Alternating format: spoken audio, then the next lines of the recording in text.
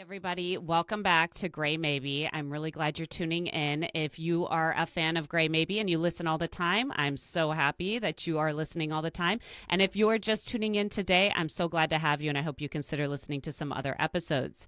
Today, I have a wonderful, wonderful lady who I actually haven't been able to see in a long time, so this is exciting for me. Her name is Abbi Puanani. She and I know each other because she used to co-own a company called Dollhouse Entertainment. If you are in the burlesque and nightlife world, you know who Dollhouse Entertainment is. You know who Abbi is. You know who Miss Dakota is. They had a company together, very successful. I did some of their shows. I worked with them. I got to see a lot of their shows. And they have split that company, and now Abbi has a company called Concrete Entertainment Group, still doing shows, some really great shows. And that is how I know Abbi. Now, Abbi has been very, very transparent about the subject of grief. And I've always found that super remarkable and super bold. And it's never been a situation where, oh no, there's that sad person, I need to avoid them, but someone who was really real about their process and let kind of people know what their process was and how they were going through it. And I think it was a great example. I always think of her as this really great example of someone kind of like letting people know where they were in this process, because unlike Abbi, I am not good at letting people know where I'm at in my process. I keep it all inside. I don't say a lot. That is actually not helpful because people don't know how to interact with you when you might be going through something. So with all that being said, Abbi, welcome to Gray Maybe. Is there anything you'd like to add to that weird intro? It was kind of like up, down, side, side. I hit a couple corners and areas there right off the bat. Anything you want to share about what you're doing now or anything to add? Yeah, I don't really have anything exciting to talk about, frankly. I'm just like in my little world, just trying to, survive in in this chaotic landscape. But I'm having some fun, getting some work done. I started making candles, like just Oh my I literally gosh. have them. I'll get you one. I got them right Yes, here. I need one. I'm a candle whore. I'm a candle whore. I'm very Really? specific about my fragrances, but I am a candle whore. Yes. I can't relate more to just like I'm just in my world doing my thing, figuring it out. That's exactly where I've been, especially in the last couple years of the quote unquote chaotic world. I could not Oh my God, agree yeah.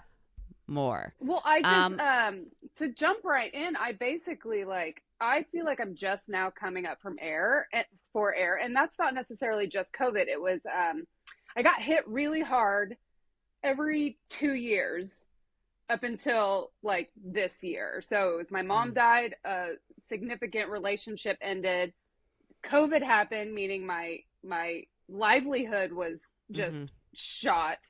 mm-hmm, And it was like every single time I started to maybe get like a little bit back into the swing of things, something else mm-hmm, just came and like my entire world would collapse again. And I mm, feel like I'm truly just I was talking to someone a few days ago, and I was like, I feel like I'm getting myself back finally mm-hmm, after these things have all just consecutively happened. And now I'm mm-hmm. starting to feel like myself. I'm starting to feel like, oh, I can have some fun. I can you know, go out in the world and do things. But it was like, Right. it's been a difficult time for everyone. But, I was like, one more thing cannot happen, please. Like, Yeah, I need everybody only some. has so much that they can take. And yeah, that's Yeah. like definitely there's, in the season, throughout the season, we talk about compound grief and also like compound losses, like I wish people would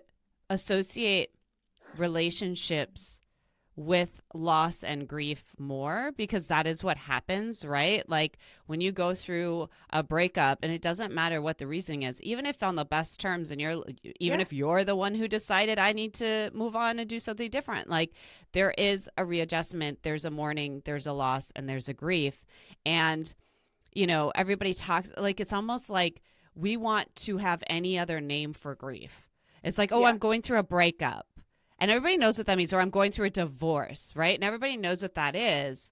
But what it is it's kind of like blankets this idea that, like, no, I'm grieving. Like, I'm grieving, Yeah. how I got to this place, going through what I went through to get here, looking back, if you didn't want that situation to end, all of the, ambiguous losses that you had planned for the future, like the expectations or the dreams of that. And it's a lot.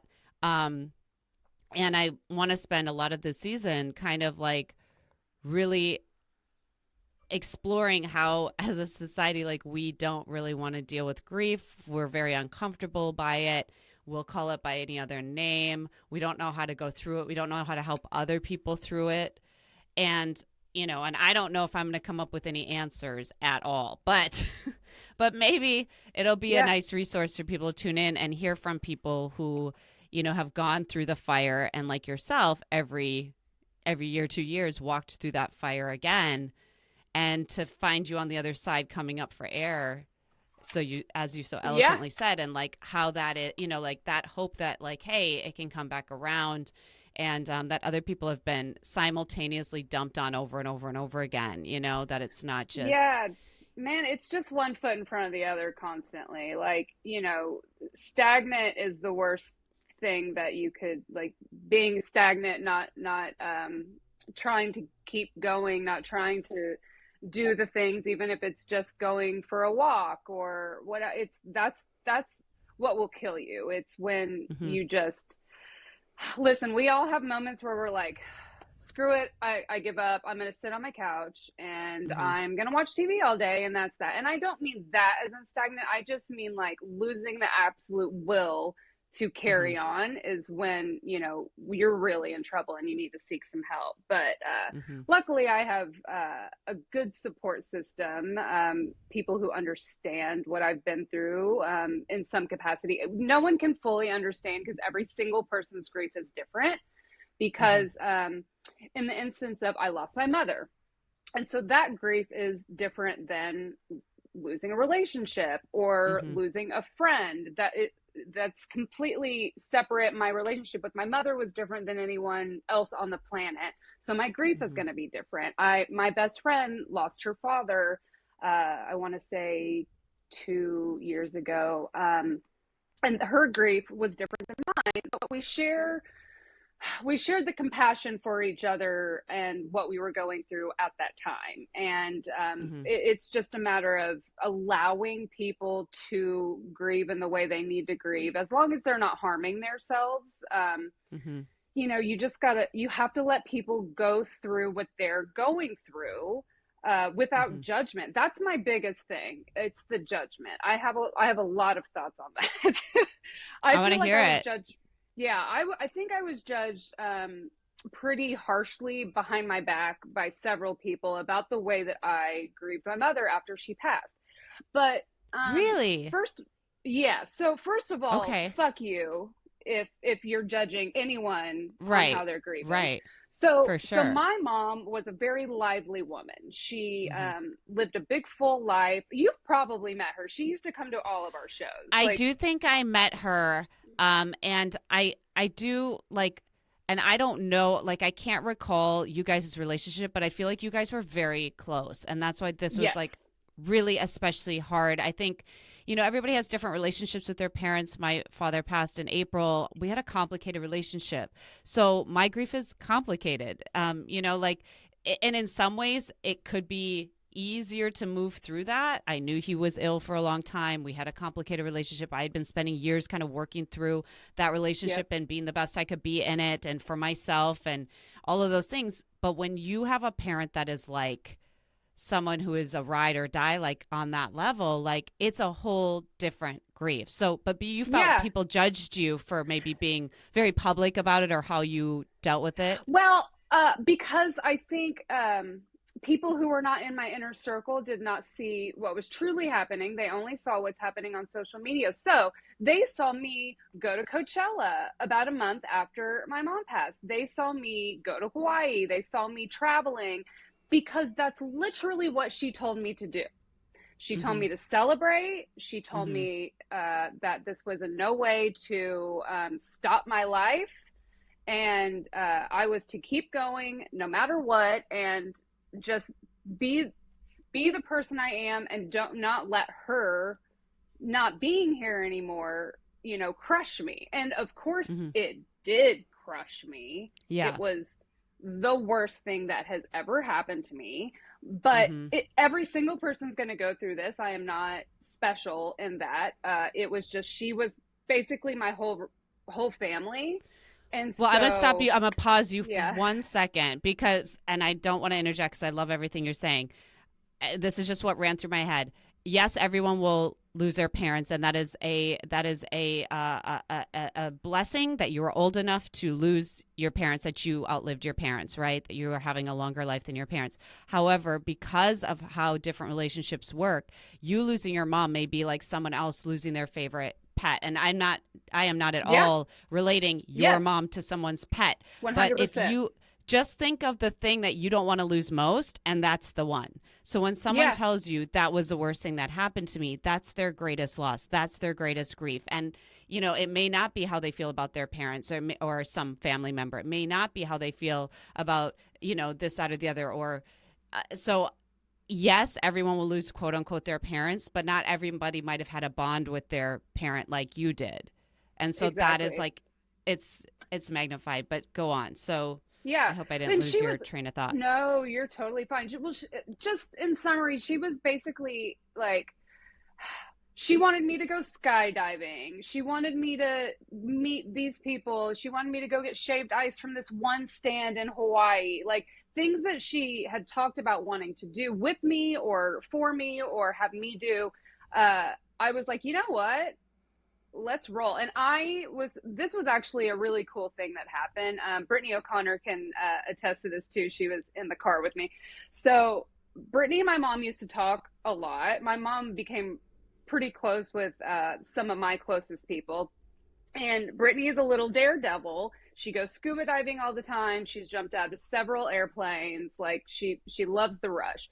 And so my mom was like, let's all go skydiving. And I'm like, lady, you're in your late 60s. I'm never jumping out of something I should be just sitting quietly in with a seatbelt on. Like, it's not happening. Right, And let's it not was, test fate here. I'm lucky to get on a plane and live through the flight, let alone jumping dude, off of it. Like I've got enough yeah, anxiety just for the regular commercial flight. Okay.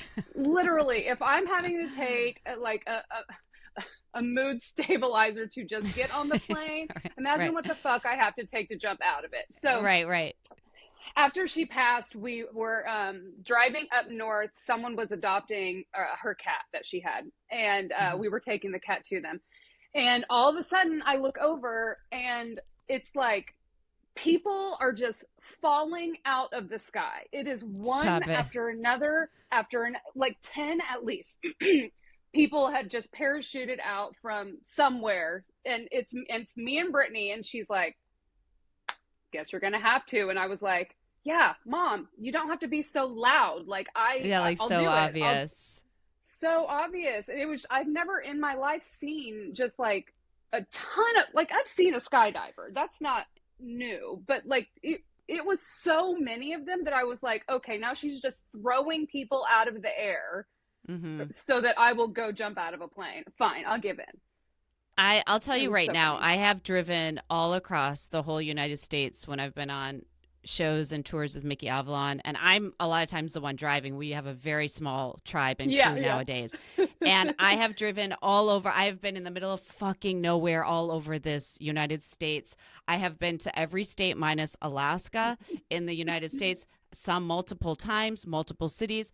I have never seen anyone skydive like come down like I'm just driving and like plop. No, I have never, Yeah, not one, not much less a dozen or like a more than one. gaggle of No, humans just no, no, never seen it. It has never run into me ever, and I yeah, it's just, yeah, no. it was So wild. that's So it's like, you interesting. know what, believe whatever you want, but the coincidence of that happening was kind of Yeah, insane, especially with the person I was with, what we were doing at the time. The whole trip was right. circled around her, and then she's like, still got to go skydiving. I'm like, quit being so Mm-hmm. pushy. Jesus.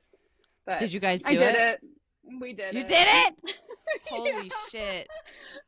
It was I will tell you, it's not as terrifying as once you get yourself out of the plane, it's quite relaxing actually. I did Stop enjoy it. it, but the ride up was garbage. And Oh my God.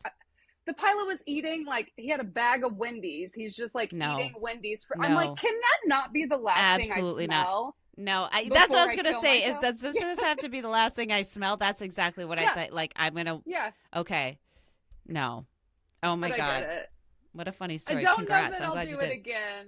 Yeah. Thanks. No. But it was fun. And it was perfect for Brittany and I, because I think it was a way for us to bond as well, because she Mm-hmm. in her own way was close to my mom. And so it was Mm-hmm. kind of like an honoring her situation. Right. But like, not everyone knows that. And so, I got sort of, I can't even remember the comments that I got, but at one point it was like, well, you're handling this really well. And it's like, oh, dude, like, What a way to say that too, because there's another way to say that, and that way is, I'm so glad it looks like you're doing okay.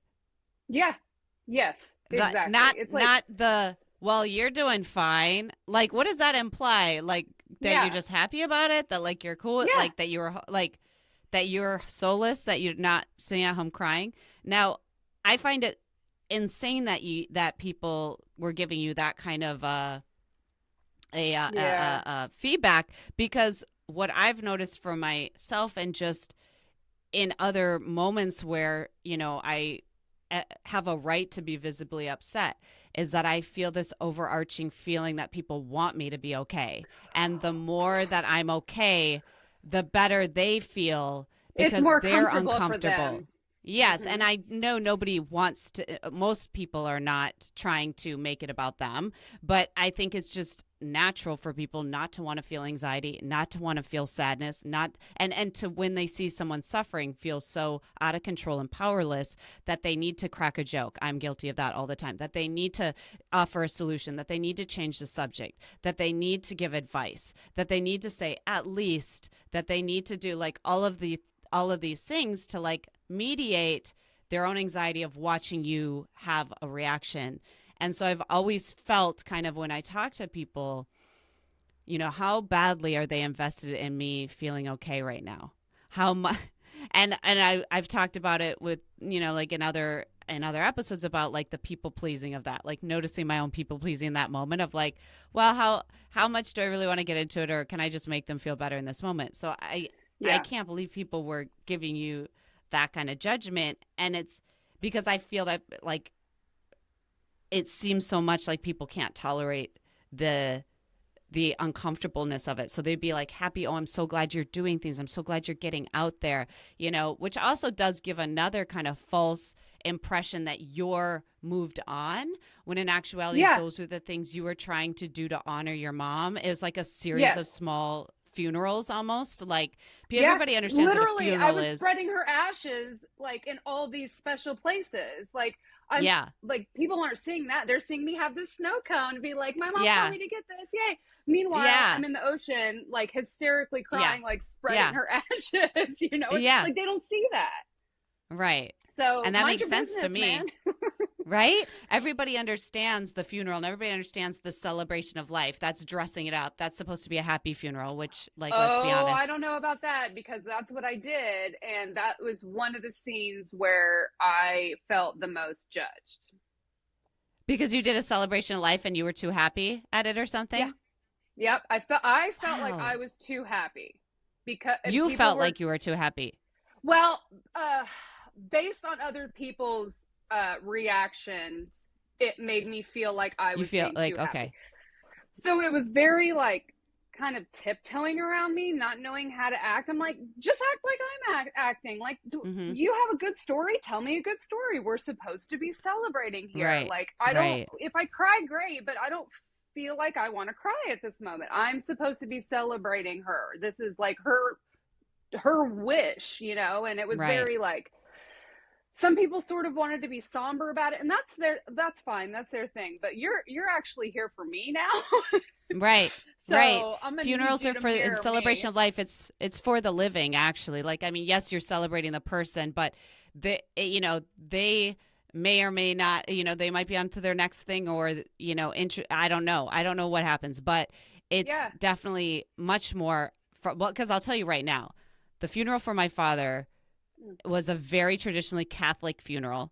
My dad was not super religious, so that it's for the people who are living. His family, Hmm. the family members that were left on both my mom and my dad's side are all Catholic, somewhat religious. So like it was very much about them Yeah. that more than I feel like it was about him, and that's fine. It didn't Yeah. bother me, but I also was much more like you in that scenario. I did not cry at the funeral. I gave a eulogy.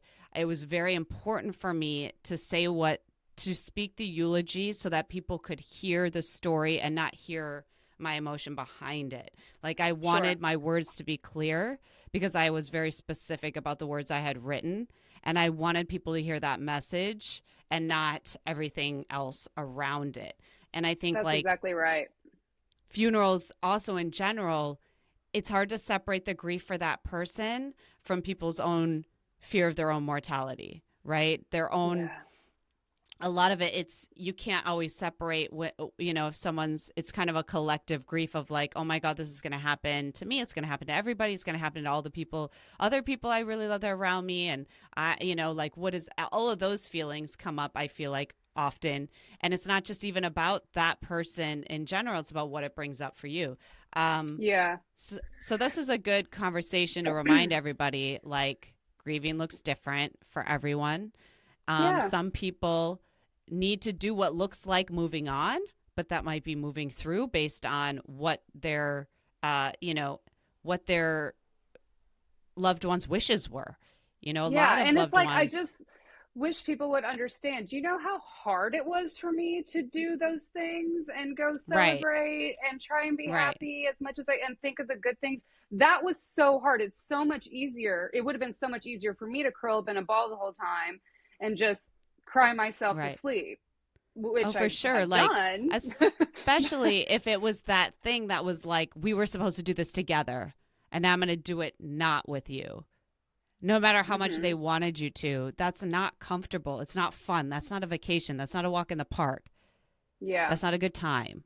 No, none Like of it's you could fun. try to make it as good a time as you can, but like, Yeah. let's be real. It's not ideal, you know?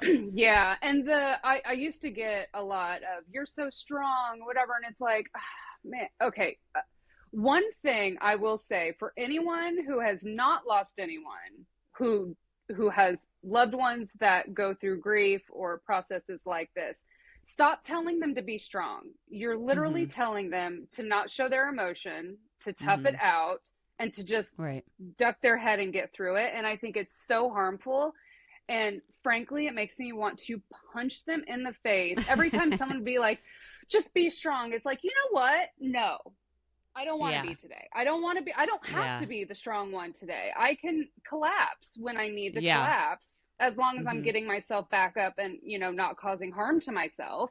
But Right. like, this was the biggest life altering thing that has ever happened to me. I don't need to be strong all the time. Right. Thank you Right. very much. I agree with that sentiment. And I think there was one person who might have said that to me in regards to the recent passing of my father. And I kind of like, if someone else closer to me would have said it, I probably would have had more of an issue. Coming from this person who is kind of like an older gentleman who, That it tracks. was kind of it felt like a generational thing. So I kind of was like, okay, that Hmm. tracks for you. Like, I'm not even going to really address that. But I feel like there's also, this is slightly off topic. I feel like there's that also is really hard if someone who's dealing with a disability or terminally sick or is fighting cancer, and they are fighting cancer, but someone's like, they lost their fight, or you've got to keep fight. Like, if they feel like if they are like, I am fighting cancer, then you're like, yes, I keep going. But for people to tell someone, you got to be strong. You got to keep fighting. You got to, like, because it's like some people that maybe it's like, oh, thank you for the encouragement. But some people it's like, yo, what if I don't want to fight anymore? And what if I don't have the energy? And what if I don't feel like it? And what if I lose? Yeah. So then not only did I lose my life, but I lost my fight. I lost the fight. Yeah. Like, Yeah, I got the L. Like, I'm yeah, a yeah. loser because I passed. Yeah. Like, what the fuck? Yeah, I don't like it. And I do love, there is, there is a certain resiliency in life to have to deal with something really hard or deal with your own mortality on that kind of inescapable level. There is a resiliency that people have when they have to go through that. I just don't know if we have the right word for it yet. And I know I get everyone's like intention is to be like encouraging and like whatnot, but I don't know, man. If I'm dealing with some hard shit, the last thing I want to hear is like, you got to fight. And I'm like, I'm not a warrior. I didn't go into the army. Like, I can't, like, I don't even like firearms. Like, Yeah. Like, I'm not even down a with the fighting kickboxing type. class. Yeah. If I can't, if I can't say it with my words, like, I'm not into it. Like, I only fight with my words. That's about it. But yeah, so that's good to know. Like, so in your process, something that was not helpful was people being like, hey, just be strong, or you got to be strong. Now's the time to be strong. Not helpful. My friend as well. I don't want to like say her name or anything because she didn't sign up for this, but she's had, in our friendship, she's had two major instances, a father passing and a brother passing. And even those two griefs looked different on her because the relationships were different. But she and I have talked about this in depth, the whole stay strong, you got to be strong, power through it. And it's like, I'm not running a marathon here. I don't need to power through anything. Sometimes I need to power the fuck down and reset and be in my thoughts and just get, and it really is just a momentum thing. Like I need to, when I stop, I can't stay there too long. When I get up, I got to keep it moving when I can. And I'm not saying I'm staying strong. I'm just living still, because what you're doing is getting used to a new life. It's the same thing after relationship. You're adjusting to a completely different life.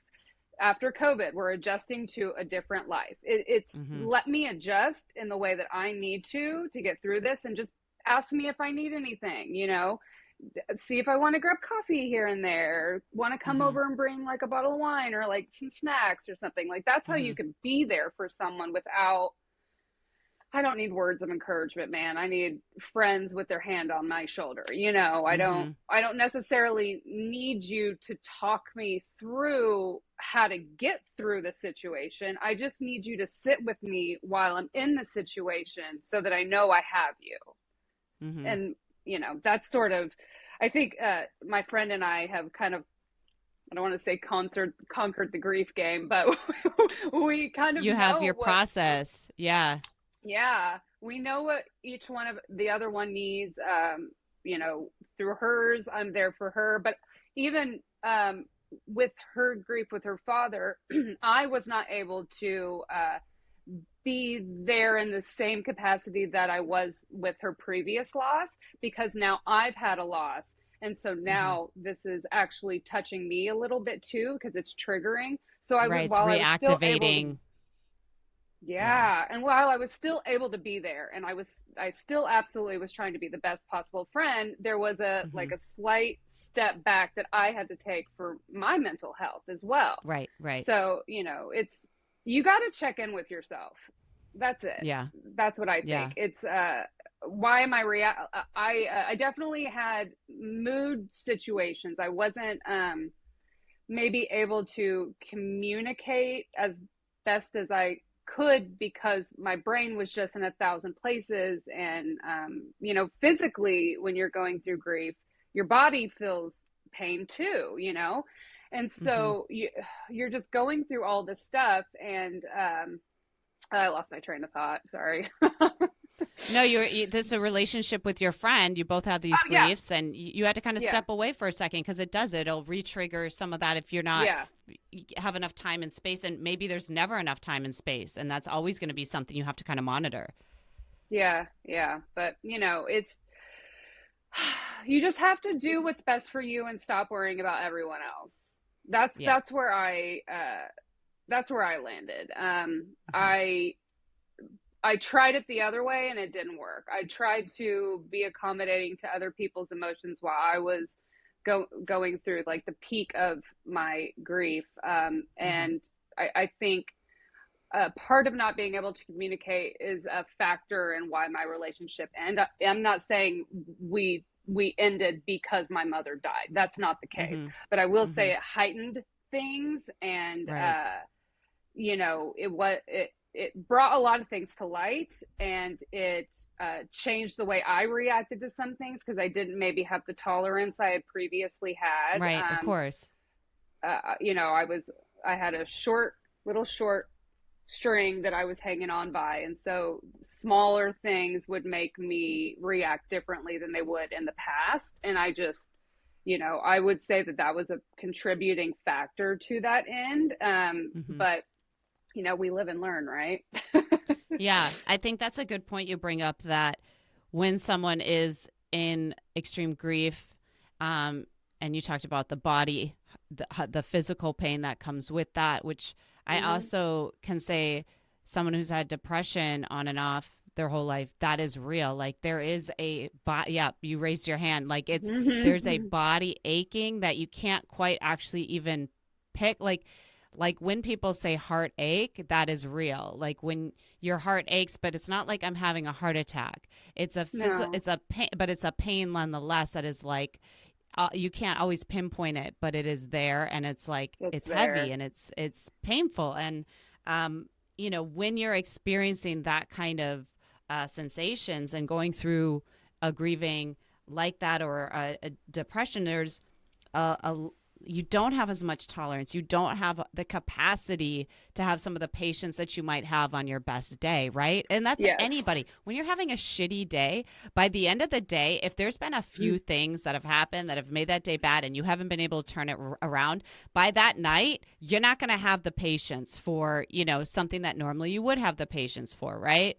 Like Yep. something that usually would be funny is now the biggest fucking inconvenience that you've experienced. And I Yeah. think that that's what happens, right? Like there isn't a ton of tolerance, there isn't a ton of capacity. And I would even be so gregarious to say that a lot of people that are having a lot of these like mental outburst problem situations, public things, I want to say I'm going to go ahead and I have a theory, unproven, untested, that maybe that is some residual from what's happened the last couple of years of Oh, people not 100%. having the capacity, not having the tolerance to deal with one more thing. And Yep. and when people say they snap, that is kind of what happens, right? So Yeah. I'm glad you brought that up, because that is something that's very real, and I think everybody can understand that on some level, even if they haven't walked through depression or Yeah. a significant grief or loss, that there are those days where you just now don't have that extra give. And that is kind of just where grief, loss, and depression sits, is like you always don't Yeah. have that extra. No, and I wish at the time, not to say that anything would have changed. I'm happy in where I'm at right now, but I wish at the time I would have had the tools and the capacity to sit down and be like, I need you to be more empathetic. I'm still grieving. Like it didn't stop 3 months after she died. Like this is an Mm-hmm. ongoing process. You know, that wasn't even the hardest time for me. And I didn't feel the empathy and the compassion that I wish I would have gotten, or that I feel like I would have given.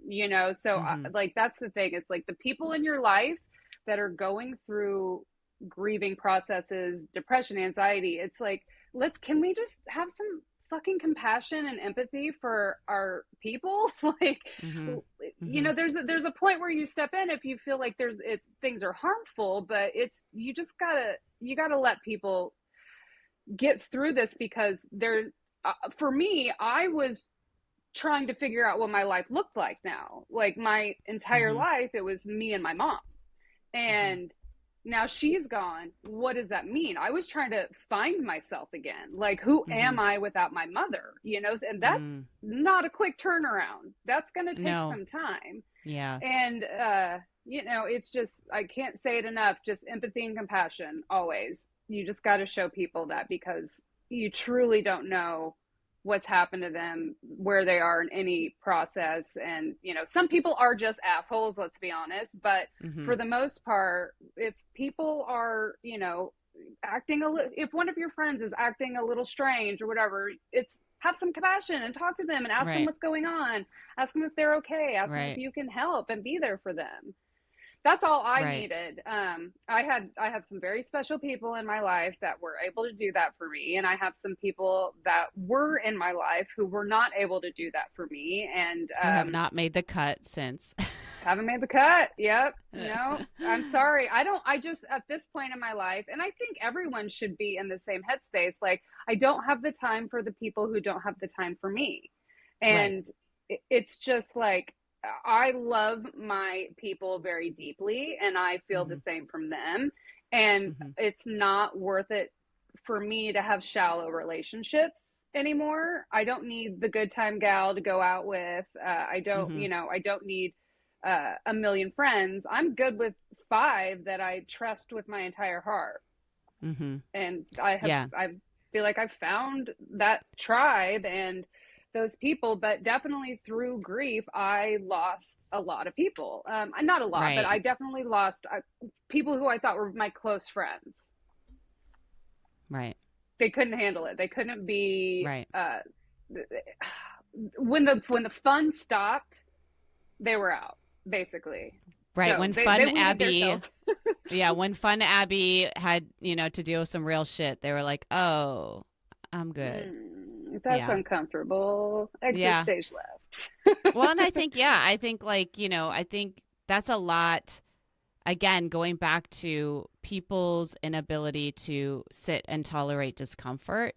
I think it's why practicing holding space for people is so important and something we as a society have never been really taught how to do. And unless it's been modeled, for us, or someone's really taught us how to do it, we've been raised kind of around people who have kind of done the same thing over and over again, which is showed us how to cover up their own anxiety through difficult situations.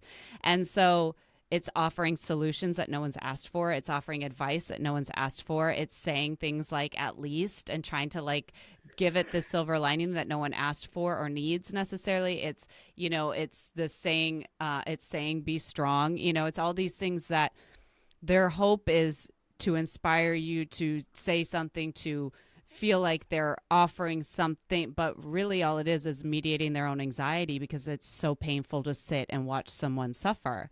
And watching someone suffer brings up their own suffering. So they either sit with it and have to just sit with you with it, which is what holding space is sometimes, Hmm. or what my friend Jada, who's got a master's in psychology, will say is they purge it. And so they try to Oof. push it as far away from them by saying those things and doing those things because they can't tolerate the feeling. Oh, I Um, witnessed a lot of purging during the yeah, height of my grief. Yep.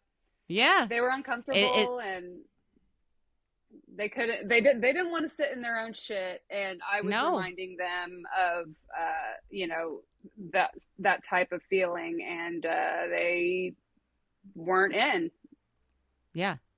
And like I So get it, bye. not everyone can tolerate it, because especially if you do suffer with your own mental health, or you like you said, when you were going through your stuff and your friend was also going through your stuff, like not every you have to, be honest about how much of that you can take, how much of that you can lend yourself to, and be reasonable, but at the same time, like it's just hard to do, and that's why nobody wants to do it. Now, Yeah. was there anything that you recall that surprised you about grief or about this process, Um, or even such a just about downer. loss? Well, the what I will say is, like, the worst, it doesn't go away. You just you're better equipped. So I still miss my mom terribly. every single Mm-hmm. day I think about her. Mm-hmm. I talk to her constantly, and I want to pick up the phone and call her right now, and I can't do Mm-hmm. that, and that's still painful. However, Mm-hmm. it's not the pain it was before. And I now I don't know if I've sort of trained myself, but anytime I have an image that won't leave my head, which is not great. It's her in a hospital bed, and it Mm-hmm. unfortunately it lives there, and it's not going anywhere, and there's nothing I can do to get rid of it. So what I've been Mm-hmm. trying to train myself to do, and I actually think it's working, is the second that image pops up, I go directly to another image. I have to think Mm-hmm. about her laughing, or her Mm-hmm. doing something that she loves, or just in a good place and healthy. Like I Mm-hmm. have to switch it out, because if I live in that space, it's going to Mm-hmm. get dark, and I don't want Mm-hmm. that for myself. I want to be happy. I want to be Mm-hmm. lighter. I don't want to always be in the heavy place. So that's what helps me get out of it. And I have little things throughout my house, not like big photos of her or anything, but things that are for me, that I know have her, essence, or Mm-hmm. like it's something that she enjoyed. And so I have little things here and there, so it doesn't look like a shrine to my dead mom, but it's I things for wasn't gonna me. say it, but I Yeah. wanted to. My entire apartment's a shrine. No, but Yeah, it's I little, like mean, she liked fireflies. I got a little firefly here and there, and great. it just makes Yeah. me feel like she's still here, even though, I know physically she's not, but it makes me happy to keep Mm-hmm. things that she enjoyed around me. Mm-hmm. Yeah. So I don't know. Yeah.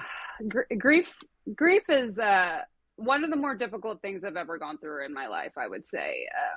Mm-hmm. And life is trying. We all go through a lot, but Mm-hmm. it's the one thing that it's inevitable. You Mm-hmm. can't avoid it. It doesn't matter how much money, it doesn't Mm-hmm. matter what your status is in life. It's happening to Mm-hmm. you. And I like, as a community, we all just need to be there. Mm-hmm. Let people fall when they need to fall, help them get up, dust their knees off for them, and just Mm-hmm. take some pride and uh, in ourselves by helping other people. That makes me feel really Mm-hmm. good about myself when I can be of service to someone. That's a love Mm-hmm. language to me. I really like to be in service, and I enjoy other people who like that as well. And that's like, if you can get a tribe of people that are, service driven and want to really love each other and take care of each other, that's the way we're supposed to be. We're supposed to live in small communities that Mm-hmm. gather around when someone needs it. And the way our society is currently built, that is not the case, and we're sort of like on this journey alone. um, but don't keep to yourself. You got to pull those people in. Sorry, I feel like I'm This rambling at this point. Nope, nope. And I wanted you to keep going because I talk about tribalism a lot in Yeah. my when I make observations about my world and how we're moving through this world.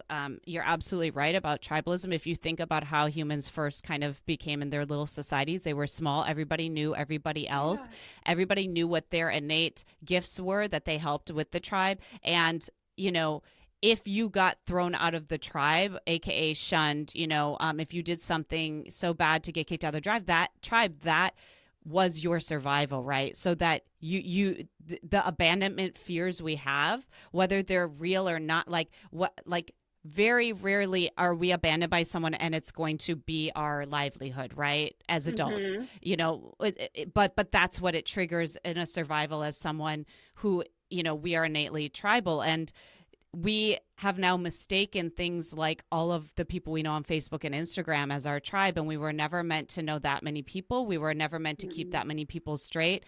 We were never meant to know that many things about other people and compare and despair about that. Like, it has we still see it as our tribe of everyone we know, but it is so absolutely so far from what it actuality would be to make us happy. And you brought up being of service. When you think of being in a small community or small tribe, everybody does what they do to help out. It's very communal. You feel like you have purpose because you are a part of helping everybody else. And I think there's something really magical about being in of service. They talk about a lot of that in recovery rooms. So if you're familiar with 12 steps, anyone who's listening, if you've been a part of a 12-step program, you know anything about 12 steps, being of service is a big, big deal, not only in running the meetings and in the program, but also encouraging people to be of service in their life in some way, shape, or form. And that can look a lot of different ways, right? That can look like meeting someone for coffee who's gone through something, or that can look like helping someone move or helping someone with a show they're doing, that you're not being paid for, or maybe paid for, I don't know, or like, just these different things helping out in your tribe of people. And people laugh a lot because when people thank me for things, a lot of times I will say I'm happy to be of service, and they think I'm joking, and I am a little bit, because sometimes I salute to make it extra funny, but I am kind of serious. Like it's because I'm a showgirl, and I should do the splits when I do it too. But some people think it's kind of like a joke, and I have said it to people in a joking manner, like when they do something like really minute, I might be like, thank you for your service, or something that isn't necessarily service driven. So I do joke about it a lot, but there is something to that. And like, I know that when I'm not in the best place, I need to do more being of service. But that's the last thing I want to fucking do when I'm there. Let me tell you. Totally. Like, the hard part isn't doing the service. The hard part is going to do this, like, from that's the last thing I want to do to doing that thing. Yep. The contrary action of that is so difficult. And that's like in the grief, like, reach out. No, like, that might be really hard. And yes, that's contrary action, right? Usually the thing you want to do least is what you should do most. Like, if the thing you want to do least is get off the couch and take a shower, then that's probably the thing you need to do most. If the last thing you want to do is talk to anyone, probably the first thing you should do is talk to someone. But that's the head trip, and that's the hard part. Yeah, but it's worth it. If you do the thing, I wouldn't say rewarded for it, but it does help. It's the hard stuff, getting through the hard stuff. You feel better on the other side of doing whatever that task was, even if it was just going to the grocery store. You've accomplished something. It's everything is baby steps, one foot in front of the other. Mm-hmm. And in alignment with that, like, I found, and I've said this over time a lot in the last season, secrets keep us sick. And so, and I don't mean a secret like, something traumatizing that happened to you that you were told, don't you dare say this or I'll kill you. Like, I mean, any secret. So like, I don't drink. I'm sober. There's been moments where I am like, why am I sober? Now, the interesting thing is I might say that to people around me, like, I don't even know why I'm sober. But guess who I won't say that to is alcoholics. And those are the people I should be saying that to. Like, those are exactly the people I need to be like, hey, why am I even sober? Those are the people I should be telling those secrets to, right? Yeah. Or, and I mean, the first step to even say it out loud is obviously like outing yourself, but then take it to the next level. Say those things to the people who need to hear those things, right? Yeah. Like, there are people, certain secrets need to be heard by certain groups of people, so I think that's another thing is like, and I think agree. That's what I witnessed you be so good at is like really being honest about like, I'm so fucked up over my mom dying. Like, I never thought you were having a good fucking time. No. Not only did I witness you not having it, like, first of all, there were times you weren't around because of this situation, right? So I knew about it before I even saw you. And then there were times I saw you and you were like, I'm just fucking trying to get through. I'm like fucking drowning. I'm just trying to get through it, And then there were times like I never saw any of your happy shit. So apparently, like I saw like the entire, and I just thought it was so badass that you were so unapologetically honest about it, because as honest as people think I am, it has just been in the last several years or couple years that I've decided to be really honest. I'm honest in my opinions, but I'm not honest about my own experiences until the last couple of years. So anytime I see someone be that bold, I'm like, oh, yes. So like, you being so absolutely, and like not uncensored, grief of like, this is bad, this is terrible, like I hate it, like everything about, and like I found that very refreshing, and it's not about me and it wasn't for me, but you have like No, but I that's hope good. you know that like it was authentic and obviously something that stuck with me since you were one of the first people I thought about to come on to the podcast. Yeah. And even though it's been a few years, like, and we aren't always in touch, I was just like, man, Abbi went through that like real honest and real loud and like, I feel like I did think, I mean, I actually think that's a, being called bold by another bold woman. I will never turn that down. I appreciate it. Like you would not understand. But I just, I think I was at a point where I was like, fuck everyone else. Who gives a shit? Like, mm-hmm, I have to be here. This is my work. This is, I don't work for someone else. This is my shit. If I'm not here, things don't right, happen. I don't have a choice. I right, have to be here. It is what it is. Listen, I'm gonna be here in whatever capacity I can be here.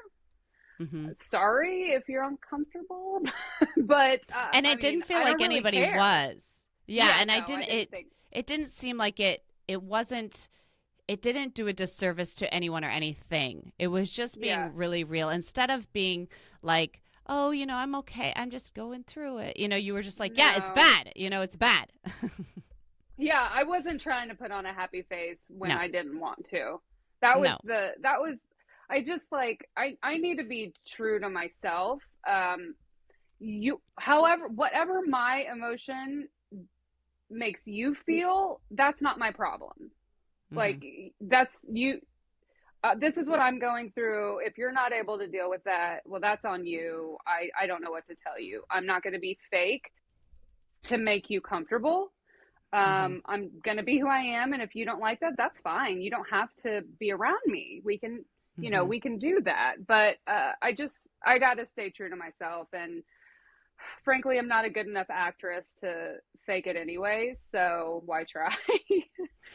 No, I mean, I think it's remarkable, and I think everybody could learn something from that because I wonder if we all started paying attention to how many times during the day, for some of us who are like really people pleasy or whatever, like how many times during the day we adjust our reactions or our situations to kind of caretake other people and their Mhm. responses. And the fact of the matter is, when you're going through some kind of grief or grieving or loss or depression or whatever, you absolutely have to remind yourself that you're not responsible for other people's reactions. You're not responsible for the anxiety they're feeling listening to you. You're not responsible for their sadness that it triggers within them. Like, you're not responsible for other people's feelings. You're not responsible for other people's reactions.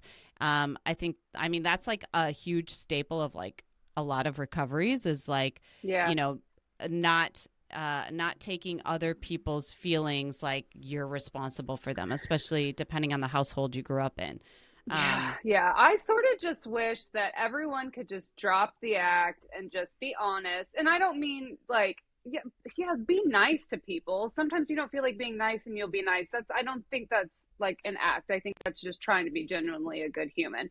But if we all mhm, just like kept space for other people to express shit, like if I'm having conversation with you and you say something triggering to me, I want to feel comfortable being like, oh, this is a super triggering subject and mhm, I don't think I can continue in talking about that. Can we talk about something else, or like can I bounce the fuck out of here? I don't know. I mhm, think that you honesty is literally the only way to get through life. You can't mhm, fake it till you make it. There's no such thing. You're mhm, trying until you make it. mhm, And it's just you are responsible for your emotions. No one else is. You are responsible for how you react to things. And mhm, if you feel that you're going to have a negative reaction, then either pull yourself out of the situation or be honest about it and say, this makes me feel XYZ. And because of that, I need to, leave, quit talking, whatever it is. Just be on. It's easy with the people who are close to, like, I've got friends that I can be like, yeah, I'm not talking about that right now. And they'll be like, mhm. okay. and it's just Mm-hmm. full stop, and they're good, and it doesn't matter, Mm-hmm. and it doesn't change our relationship. But you have to be honest. There's no reward for being fake. There's no reward for hiding true feelings. You're Mm-hmm. not going to get anything out of that by trying to make other people feel comfortable. And I Mm-hmm. don't try to make other people feel uncomfortable, but I'm also not taking ownership over their Mm-hmm. emotions and reactions. Mm-hmm. I think that's healthy. I think that's really healthy. I love that you said, don't fake it till you make it. Just, you're trying until you make it. I think that's like a big one. I hate the phrase fake it till you make it. I might have said it Mm-hmm. once or twice Oh, under I'm the sure guise I of have. like but like under the guise of like faking confidence, but I don't even like saying that because I want you to find something authentic to relate to for confidence, and confidence is such a hard thing to kind of Yeah. curate, right? Because it is something that unless you can pretend to be someone else, which is one way you can do it, you could pretend to be the confident person that you are seeing that you would like to be like, or you can think of something about yourself that is undeniable that can bring confidence, or there is this idea like fake it till you make it, but you still have to go through a process of how to fake it. If you don't have real confidence, you still have to find a way. So I love that you just trying, because it's the same thing. If you're going to fake it Yeah. till you make it, you're still trying till you make it. The only difference is you're not being inauthentic you Yeah. know I love that. Yeah. How do you have like, do you have any kind of like a belief system or a spirituality that kind of helped you through this? And in addition to this question, and you did kind of touch on it already. So if you had another experience you wanted to mention like that, the mystical thing of the people falling from the sky, Yeah. if there's any other kind of unexplained, Yeah. I like to Oh, I I like got to tons of branch those. belief system, spirituality, and also like branch them with like unexplained mystical magical stuff, because I find that most people who've gone through a loss have one of these to share, Yeah. So at least one somewhere. as far as spirituality, my belief system is that we should just treat people with kindness. And I know that I haven't always done that, but I, that's what the literal Bible is. It's a guidebook. It was is originally meant as a guidebook to make people, one, try and be good to each other, and the other part is the controlling factor. We don't need to talk about Right. that. But Right. it was in a sense like, yo, you guys calm down, be good. And really it is just being kind. If you see someone that needs help them. If someone falls Mm-hmm. down, help them up. I just Mm-hmm. saved a dog from almost getting hit by a car the other day. Like Mm-hmm. it's just try and be the best version of yourself as you can, and that is my entire philosophy. But I don't really have like a faith base.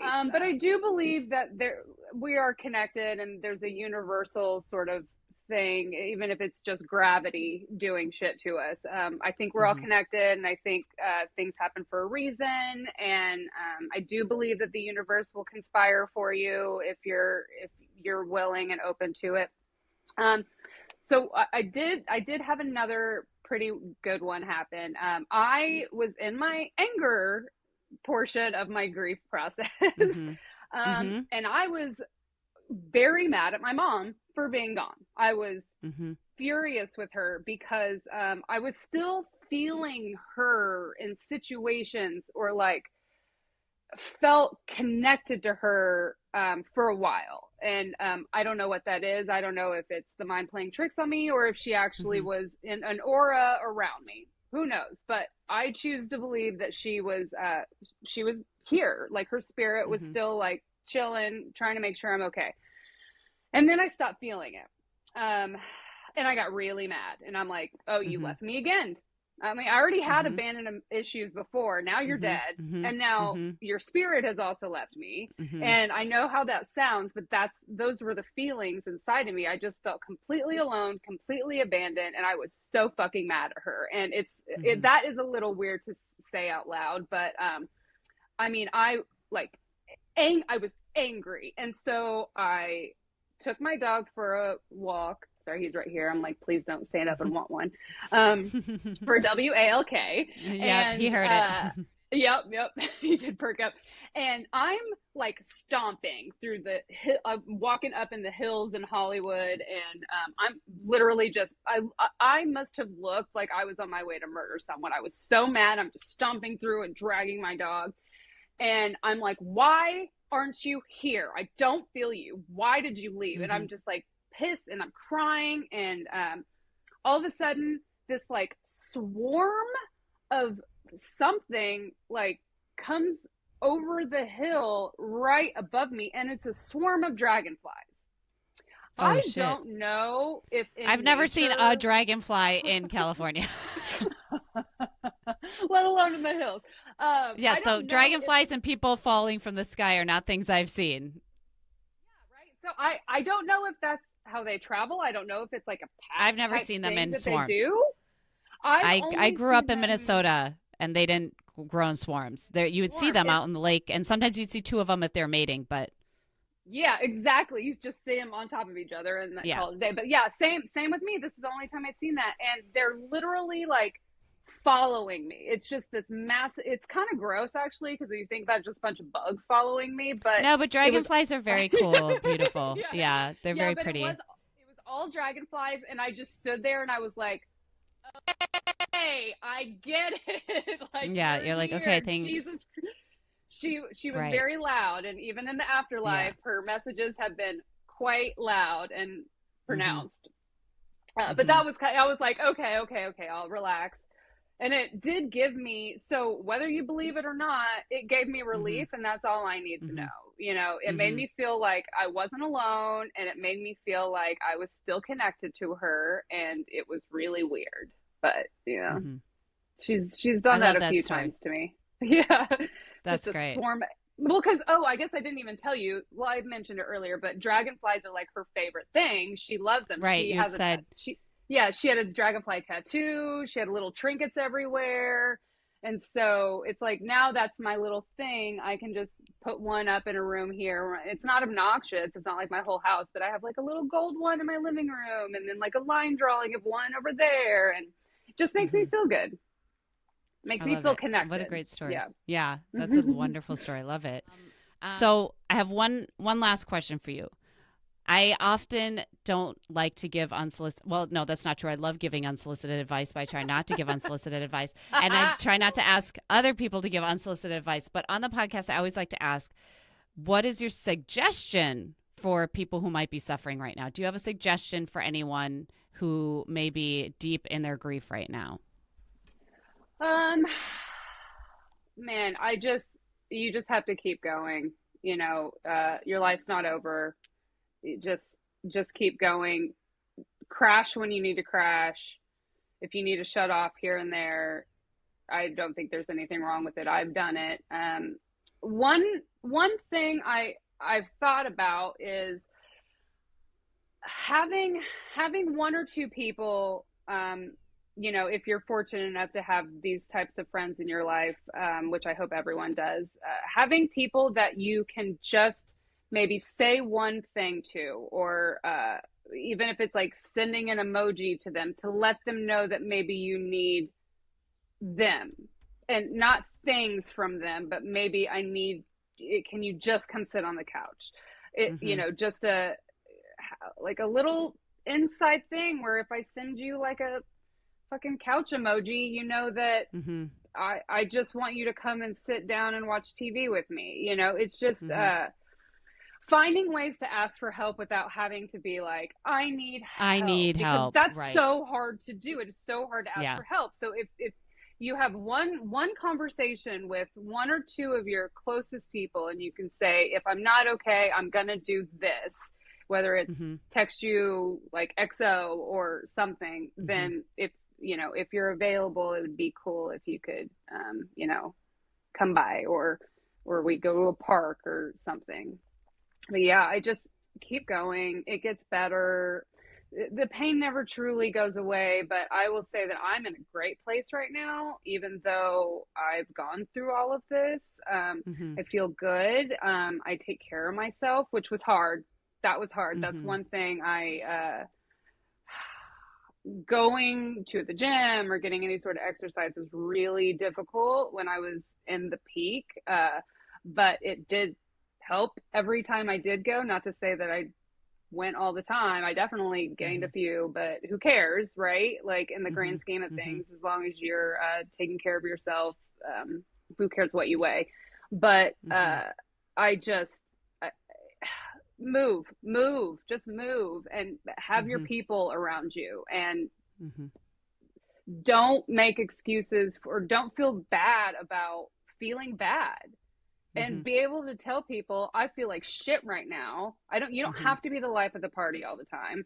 You don't have to be the friend that's, always down for whatever, never cancels. Cancel plans. Who cares? If you need to be in your feelings, be in your feelings. Just be able to communicate that as well. Like, I feel totally fine in this part of my life, texting a friend that I had plans with saying, I'm not feeling great and I don't know that I'm going to be in the best mood. Can we reschedule? I don't have a problem with saying that. I wish more people were that too. And we're also understanding of receiving that communication. Yeah, empathy. I love it.